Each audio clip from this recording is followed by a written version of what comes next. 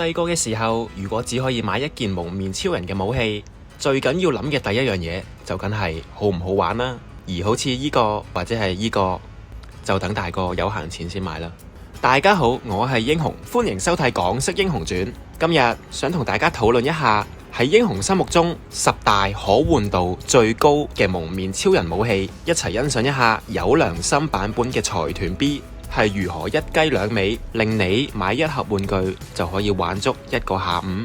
第10名，蒙面超人 Force 閃電棍。呢一個武器係蒙面超人 Force 電力狀態底下所使用嘅棍型武器，主要作用係操縱電流。呢把武器有3種攻擊模式，可以透過連接喺武器上嘅插頭，分別插喺3個唔同嘅插座底下使用。而3個模式分別就係電擊棍、電光彈以及電磁網。英雄認為棍上3個電源插座以及插頭嘅設計係十分之有治癒感，融合咗現實生活嘅元素喺武器上面，因此大大增添咗趣味以及可換性。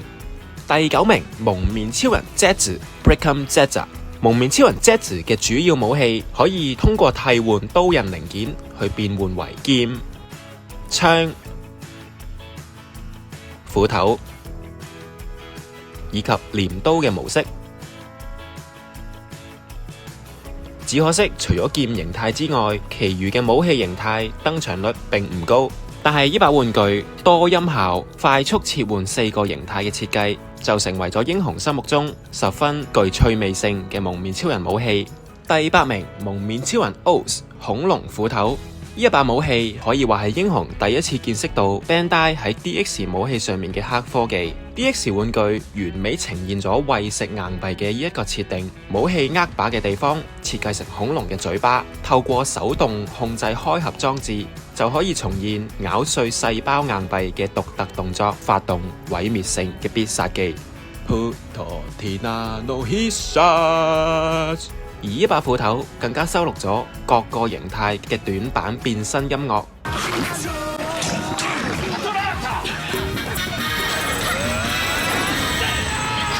第7名，蒙面超人 Bass 嘅主要武器 Bass Buster。同 DX 恐龍斧頭一樣，呢一把玩具同樣保留咗與細胞硬幣聯動嘅黑科技技術。射擊前需要將核心硬幣通過裝填彈夾嘅方式去補充彈藥，而每發射一次，細胞硬幣都會跌入下方嘅彈夾，射完就可以通過重新裝填彈夾去繼續發射，絕對係男人嘅浪漫啊！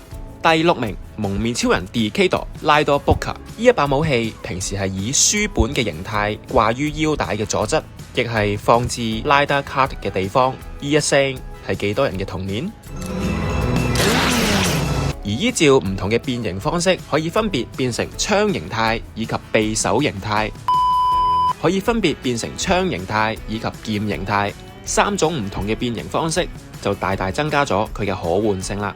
第5名，蒙面超人 Ghost 眼槍劍。呢一把武器可以通過拆卸及組合嘅方式去組成長劍模式、二刀流模式、槍模式以及長刀模式。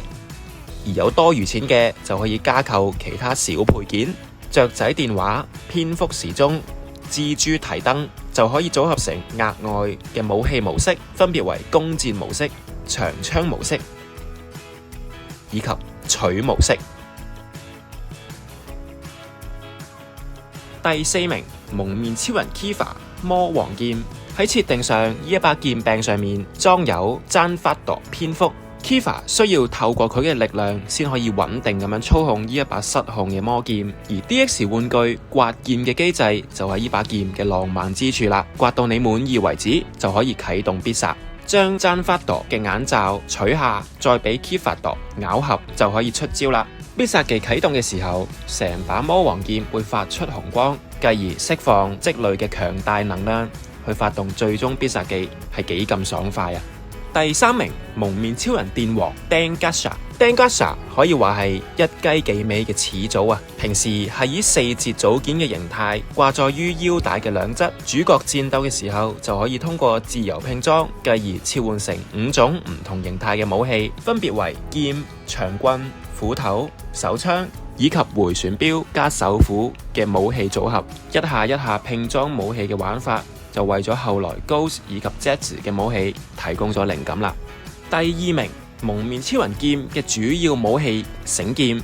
DX 繩劍盒中已經包含咗全部12張黑圖卡牌，佢最大嘅亮點就係在於還原咗劇中刷卡發動必殺技嘅玩法，需要將專屬嘅卡片刷過感應區就可以觸發唔同嘅音效，仲要考下你數學，而通過唔同嘅多張卡片組合就可以使出唔同嘅必殺技啦，還原度極高啊！第一名冠軍，蒙面超人 Hyper Kabuto 嘅專屬武器 Perfect Zeta，又稱白松劍。白松劍喺設定上係可以強行召喚其他 Zeta， 包括蜜蜂、蜻蜓以及蠍子，繼而組合喺劍身上面，發揮出各個 Zeta 嘅特殊能力。而第一模式劍模式底下啟動 Kabuto Power 就可以使出 Hyper Blade， 係紅色光劍斬擊型嘅必殺技。啟動 The Beat Power 就可以使出 Hyper Sting， 係蒙面超人旋風王必殺技嘅強化版本。啟動 Drake Power 就可以使出 Hyper X， 劇中未使用，預測係斧頭型嘅必殺技。最後啟動 Sword Power 就可以開啟 Hyper Slash， 為蒙面超人蠍子王必殺技嘅強化版本。而啟動4個 Zeta 力量就可以使出合體嘅必殺技 Maximum Hyper Typhoon。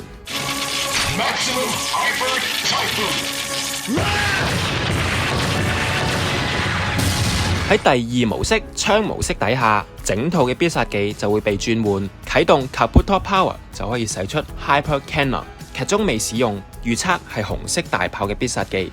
啟動 The Beat Power 就可以使出 Hyper Laser， 劇中未使用，預測係黃色雷射槍嘅必殺技。啟動 Drake Power 就可以使出蒙面超人雷霆王嘅強化版必殺技 Hyper Shooting。最後啟動 Sword Power 就可以使出 Hyper Wave，劇中同樣未使用，預測係紫色衝擊波形嘅必殺技。而同時啟動4個 Zeta 力量就可以使出大炮型嘅絕招 Maximum Hyper Cyclone。一盒玩具有10種必殺技以及32種效果音，一計42尾，可以想象一下，如果係放到而家販售，萬惡嘅財團 B 首先會單售把劍，然後再要你買齊其他變身器，先可以重現完整版嘅白松劍。而意識型版本嘅昆蟲更加會放到 P band 帶，叫你自己上網慢慢撳啊！唔知道英雄心目中嘅排名又同各位嘅排名一唔一樣呢？記得留言話俾英雄知啦！多謝大家收睇今期嘅影片，如果可以嘅話，就記得訂閱關注我嘅頻道，俾個 like 我啦！我哋下期再見。